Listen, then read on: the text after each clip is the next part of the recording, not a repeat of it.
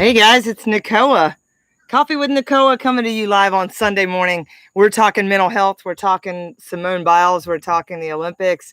We're talking the difference between mental toughness and mental wellness. And what does that mean for you and for me, for Simone? Everybody's talking about it this week, but it comes into the context of coaching. And I tell you why. Because when you are being coached, you're constantly asking yourself why you're doing what you're doing and how that will benefit you in meeting your goals. So coaching is about moving forward. Counseling is about diagnosing and seeing what's happening in the past and how you might learn to cope with that and manage that going forward. But coaching is, yes, that may have happened to you, but now what do you want to do about it? And then moving you forward. So let's move forward today and learn the difference between when we're just being mentally tough and why that might be important, or when we are needing to really address our mental wellness. There's a nap. Let's get your coffee. Cheers, everybody. So this week we watched Simone Biles, best gymnast in the world, make a decision based on her mental wellness not to perform, not to compete. And there were a few initial reactions from people saying, well, she's just not being mentally tough. Well, what do you mean? This is her ultimate goal. Why is she not doing it? And she's not physically hurt. I'm like, no, but she made a mental decision. So, and the reason why, it was for her overall well-being. Is she mentally tough? Yes. There is no one probably, she's in the top 0.5% of mentally tough people in the world. So what is the difference? So you are mentally tough when you get up and go to work every day. You are mentally tough when you are waking up and feeding babies and changing diapers. You're mentally tough when you have to plow through and deal with the broken down car and change the tire.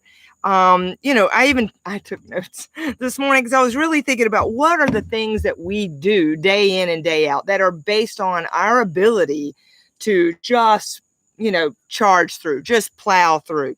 So I guess I would say that mental toughness is when you sometimes you are like on an empty tank and you have to really work with the fumes of the gas that's left in that tank. You just really have to go big, deep breath. Maybe it's your, 10th wind, right?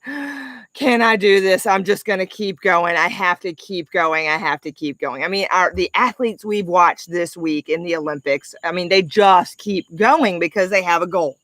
And that mental toughness is part of being able to handle it and being able to say, yeah, my knee hurts, but I'm going to keep going. Not until injury, but I know I can handle this. I know that the cost of this decision or the benefit of this decision, this mental tough decision, outweighs the risk. So keep that in mind, right? I know I need to do this. I want to do this. I choose to do this. And that's the mental toughness. The other piece about mental toughness is you have at some point, you've removed the fear of what others think. It's no longer about someone else, what you should do. It's about what you want to do, what you need to do. And you're mentally tough and you've made a commitment and a choice to get something done. I kind of look back at my life when I was trying to think of examples of mental toughness. And I think I talked about this recently on Instagram story about things that you might have quit in your life and learning how to quit, learning how to stop something when it no longer mentally serves you in your mental wellness. So I can do anything. I can put my mind to making stuff happen. I don't think my life by design would be as expedited as it has been. I'm where I wanted to be a lot sooner than most people because I really had that mental toughness, meaning I decided and I just kept doing it. I just kept doing it because I knew the outcome would outweigh the stress of the moment. And yet, even during that time, I would pause. And there were things that I might have been choosing to do as a part of that endeavor to create my life by design that at some point I realized was not serving me. And there's some extreme ones. I used to think that I was a quitter in some things. I would say, yeah, well, I quit cheerleading at NC State back in 1992 or 1988. 88. And that was a long time ago. And why did I do that? I cheered through middle of the spring of that freshman year. And I remember making a phone call to my dad who said, well, honey, all I have to tell you is, you made a commitment and you should finish what you promised you would do. You should follow through what you committed to. And that was the advice I probably would have given my kid. And maybe now, though, I would say you have to answer that question for yourself, because I was looking for guidance outside. And the truth was, I hung up the phone from that conversation with my father and I thought, not this time. Not this time. I need to quit. And my health and well-being were at risk. I wasn't eating. I had weight limits. It was a problem. And I knew deep down inside, my intuition and that little voice said, no, this is unhealthy. You can't do this. Your well-being is at risk. And I decided to stop. And I bet you it was the mental toughness that kept me in it that long. But finally, and this is where you begin to ask yourself the questions, is what I'm doing starting to have some red flags? So you'll know that you're impacting your mental wellness when you start to become afraid. You are scared. You are burdened. You're resistant. You're annoyed. Your emotions, right, start coming up. Not I'm annoyed I have to change the tire, but oh my God, if I have to do this one more time, that type of feeling. And you have to really start asking yourself, am I complaining all the time? Am I really pushing this in a manner that is just really driving me insane? Am I starting to be negative about everything in my life related to this topic? Is something causing me anxiety here that's not just about me mentally tough and making something happen, but something shifting? So how do you find out? You need to talk to somebody. Number one, you've got to ask somebody for advice and help. So ask for someone to be that sounding board for you. Secondly, if you are really trying to figure this out, counseling is great help, coaching is great help. But what you're trying to do is you're trying to separate out the emotion from the behaviors. So, of course, you can do anything you set your mind to, but do you really want to do it? Is this really your deepest heart's desires?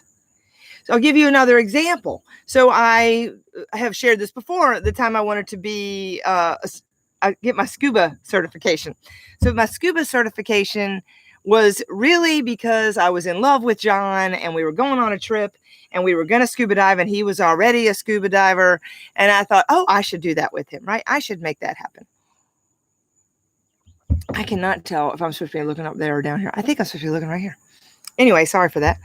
And so I'm taking the scuba lessons and I'm not really liking it, but I'm mentally tough, right? So I'm like, I can do it. I can pass this test. I passed the written test. I went to all the classes.